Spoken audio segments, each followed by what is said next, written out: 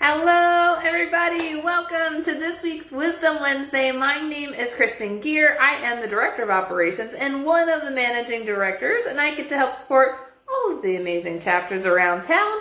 And every single week I come to you providing a weekly education nugget called Wisdom Wednesday that counts as one chapter education unit for watching. So please guys, please make sure that after you watch this video that you log into the BNI Connect app and log this chapter education unit. There are way too many gray areas on the chapter education unit line on the Power of One, guys. So make sure to tune into these. And I know that a lot of you are tuning in and you just aren't logging it. So make sure to get credit for watching these videos each week. I make them every single week just so that way every member can get that one chapter education per week. So make sure to log it. We even have a lot of chapters that are doing a hashtag log it segment inside the chapter meeting to ensure that members are logging their information. So make sure to get everything logged, especially maybe even time block some time before your last meeting of the month. Check over the month, make sure go through your activity to ensure that you've logged all of your information. It's super important. That way you get credit for all of the time that you are investing in yourself and your BNI journey. All right, guys, so member extravaganza. We will have a final update because membership committees are getting all of the last applications approved.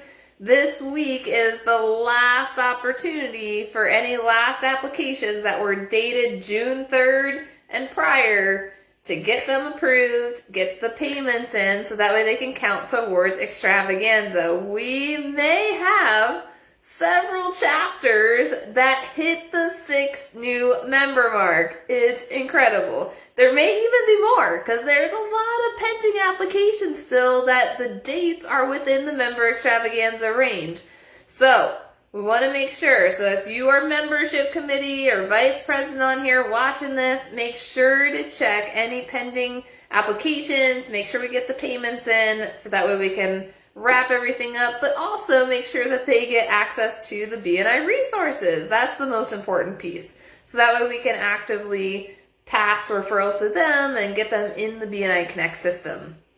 So everything sits as pending until that payment is submitted. And the payment can be paid all at once via credit card or electronic check. We do also have the payment option available through PayPal. So it's 0 interest for 6 months and it's all through the PayPal system. On the BNI Arizona website, I do have instructions. So if anytime someone has questions about how to do the PayPal payment process, just let me know and I'd be happy to send out the document for the new and or renewing member process for that. So that's that.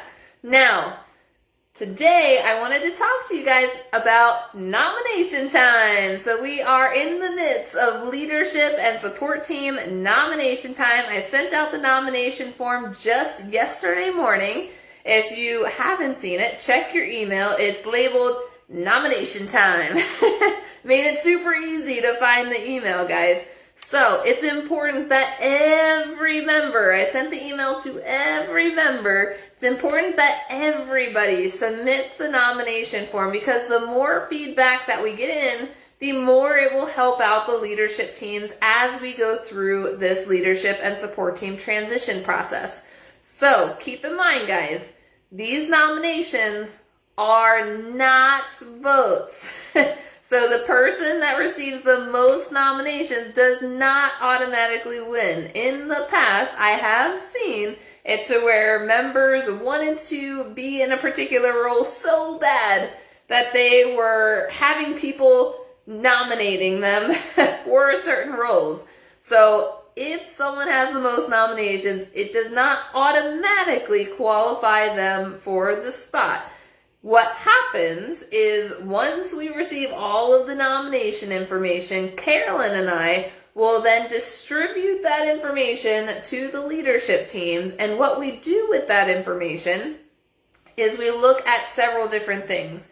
One, we look at the members that were nominated the most, for sure, And then we also look at the members that have personally selected themselves that they were interested in a particular role.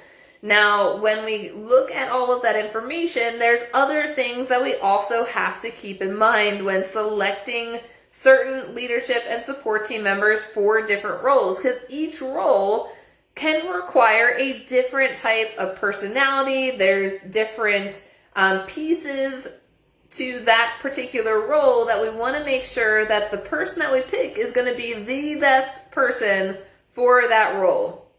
For example, for president, the president leads the weekly agenda, creates the energy in the meeting every single week, ensures that the meeting starts and ends on time.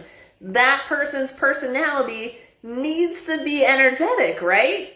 You wouldn't want to have someone as a president and just blah, blah, blah, blah, blah, like super mellow and just same tone throughout the entire meeting, because we want to make sure that members enjoy being at the meetings, all of that good stuff. So different personalities play into each of the different roles. But there's different responsibilities for each of the roles as well. Vice president needs to be good at tracking the numbers in BNI Connect and leading the membership committee. The secretary treasurer, also a numbers role, but on the flip side, it is collecting dues from chapter members if there's dues to be collected for your specific chapter, and creating the speaker rotation. On the document that I attached to the nomination time email yesterday, it does have the entire agenda for the timeline and the process for this whole nomination process. So if you had questions about how everything is laid out, it's all written down, as well as all of the training dates, because there's specific training that's tied into each of the roles that is required to complete once we've put you in a particular role. There's also a description of what's involved with each of the different roles on that same document. So I've listed the president, vice president, secretary treasurer, we've got the membership committee, we've got the education coordinators, we've got the visitor hosts, the mentors, the events, the growth. There's lots of different roles, guys. And the most successful chapters have almost all members, if not all members, participating in some way, shape, or form. Even though we only have a certain number of roles, there can be multiple people in a lot of the different roles. So we want to make sure that not only on that nomination time are you nominating who you feel would be the amazing next best president, vice president, and secretary treasurer for your chapter, there's also a spot to list the reasons why you feel that they would be an amazing part of the chapter. But the other piece that you want to list down are the specific roles that you personally want to help support the chapter in. So how the process works: once the nominations come in, Carol and I are going to distribute that information over to the current leadership teams.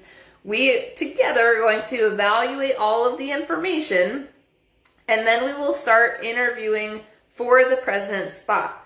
Once we've picked who the next president is going to be, we're going to bring them into the mix to help pick the vice president. Then we're going to bring that new vice president into the mix to help pick the secretary treasurer. It's a stair-step effect, because the biggest thing that we want to ensure, guys, is that that new leadership team is going to work really well together. That's why once we've picked the president, we want to keep each new person involved along the way. So it's not the current leadership team just picking the entire team all at once. We want to make sure to do it in that stair-step effect, so that way we can ensure that that new team is going to work really, really well together. Because we, in our minds, may think, these people are going to be great as the new leadership team, but if we talk to them individually and they're like, yeah, I don't think that's going to work, then that's not going to be a good situation. So we want to make sure that we are using that stair-step effect. In the document, it lays out the due dates for each of those sections. So the very first due date is that nomination form. So we want to make sure to get that submitted before next Friday. So we're giving you almost 2 weeks to kind of look through the information and figure out where you want to help support the chapter in. Now, I've been getting the question a lot lately is, does a leadership team have to completely change? Ideally, yes. And here's the reason why. So right now, we're in June. So current leadership teams, they're just now getting in their groove. They're getting everything situated. They've got their momentum. Everything's rolling. So right now, it feels like, oh, leadership and support team transition, isn't this a little early to kind of go through this transition? Or they're feeling, well, I'm just in the groove. I want to stay in it for another year. From personal experience, guys, the reason why we transition every year is to avoid leadership burnout. It's a thing. It happens a lot, guys. So we don't want to create that leadership burnout, because then it really does kill the momentum of the chapter when the leadership team gets to that stage. So right now, the current leadership teams are feeling good and they're like, yeah, totally go for a second year.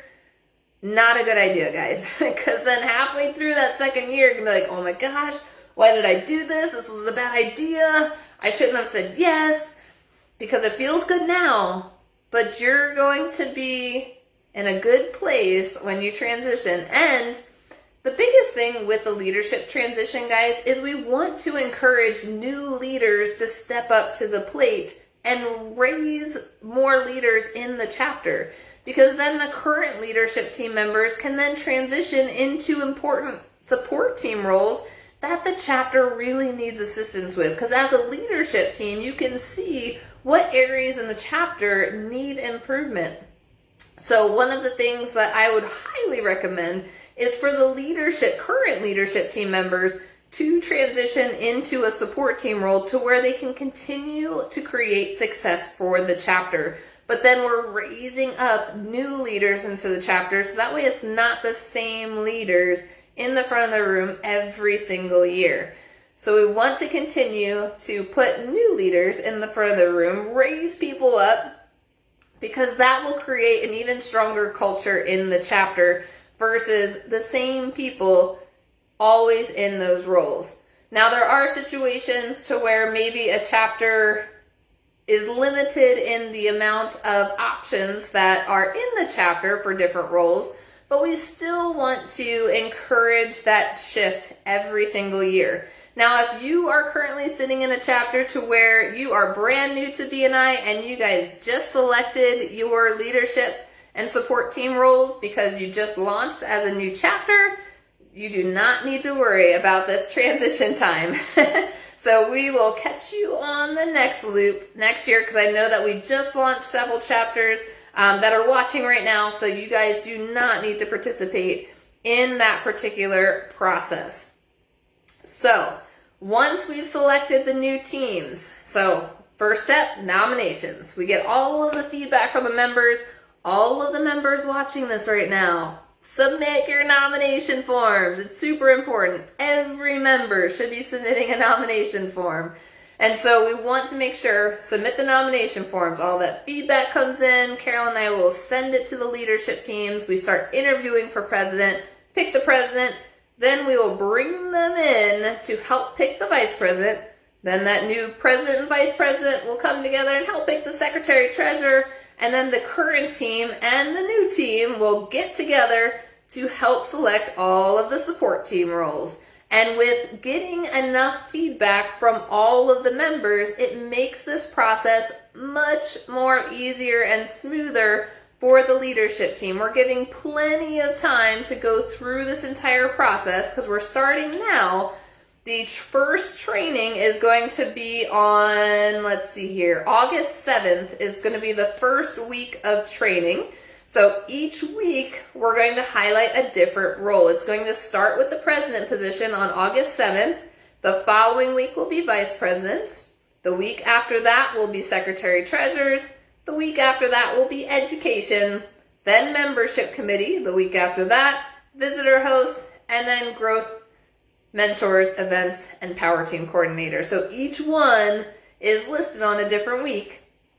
There will be 6 different training opportunities for every single role. It's a lot of trainings, guys.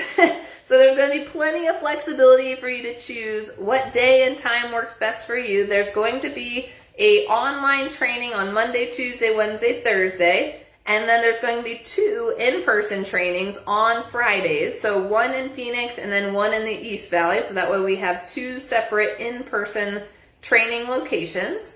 So want to make sure that as soon as we start plugging in all the new people into the roles, we're getting them over to the training calendar to pick a day and time that works for them. You only need to pick 1 training time.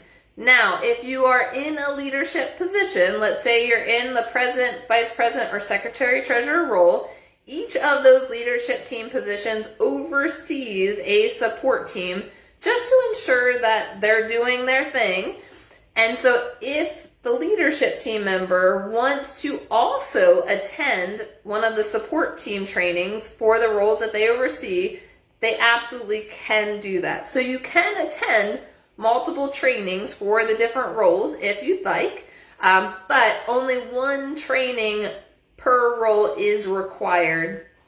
So even though we have 6 different training options, you only need to pick 1 for your specific role that you're assigned to. So your current leadership teams will keep you in the loop along the way with who's assigned to each of the different roles. The entire process, since training starts in August, over the next month and a half, you're going to hear a lot of conversations around leadership team and support team. And we allow enough time for the incoming teams to shadow the current teams. So that way, when it comes to that October 1st transition, everything will be a smooth transition. Everyone's trained. Everyone knows what to do, and all of that good stuff. So we want to keep that momentum going that all of the chapters had worked so hard to build over this entire year. We want to keep that going, because if we don't have a smooth transition, sometimes there's hiccups on that October 1st transition. So we want to avoid any hiccups as much as possible and create that smooth transition so that way chapters can continue that seamless go. So if you have any questions along the way, definitely feel free to reach out to me. I'm happy to help, as well as Carolyn. So we're both well versed in this entire process. And the reason why we go through this stair-step effect in the process, because we've seen it work in the past, and it's worked really, really well. So, guys, submit your nomination forms, please. We should have 100% of members. I know it's a stretch, but we should have 100% of all of our members in the chapters submitting that nomination form, and we'll send updates to the chapters so that way you can personally see how many nominations are coming in for your chapters. Thank you guys so much for tuning in to this week's Wisdom Wednesday. And remember, go record your chapter education unit. It's 1 chapter education unit. So go to your app right now, log it, and we will see you all next week. Have a great day, guys.